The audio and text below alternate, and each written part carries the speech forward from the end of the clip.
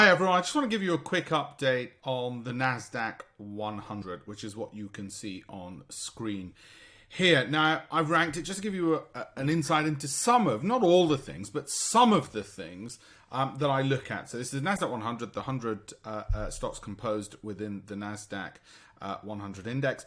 And some of the factors that I look at, I rank and rate these things. And like all good algorithms, there is a question of what you look at and how much weight you put on each factor. And that's what an algorithm is. It's as simple as that. Okay, so in this first column, I've ranked them according to valuation, growth, income, momentum.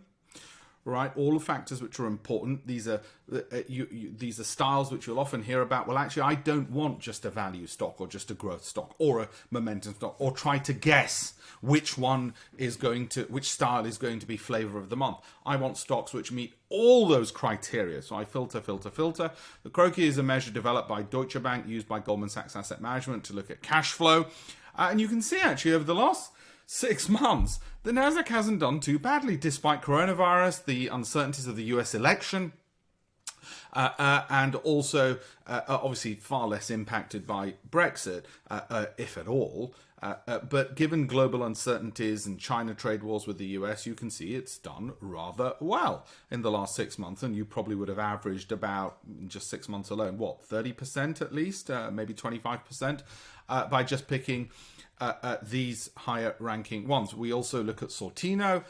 For those of you who don't know what that is, it's a measure often used by the biggest sovereign wealth funds in the world, or pension funds. When they're allocating money to hedge fund managers or fund managers generally, they want to know consistency of return and the average return. So it's a measure of reward, average return, and consistency around that, which is a measure of risk. So that's what the Sortino does, far better than the Sharpe ratio, which is so outdated.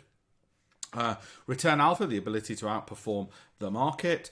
And we want, obviously, guess what, as many greens as possible. I won't go into all the other factors and everything else we look at, but I just wanted to draw a couple of things to your attention. First of all, there are some big names here. You can see them, and I own some of these. First of all, the market actually hasn't done as badly as we thought. Might be one of the best years ever, despite what's happening in the real economy. And you might think, well, the market's disjointed from the real economy. Well, let's drill down. Is Costco not a part of the real economy? Are people not, because of the changes that are happening, going to these companies? Of course they are. These are the companies to which there's been some acceleration. Are they overvalued? Well, I do sanity checks by looking at value, growth, income, momentum, and cash flows and earnings. This is the real economy. So people saying it's all disjointed doesn't make sense. Well, actually, the underlying numbers tend to speak for themselves, and some of these don't make sense. They're overvalued, perhaps. Well, we're going to stay clear of those. When it comes to Sortino ratio, I've got a red flag there against Alexion Pharmaceuticals. It might continue doing very well. It's very volatile. Thank you very much, but no thank you. And that's my update on the NASDAQ for you, and I hope you found that useful.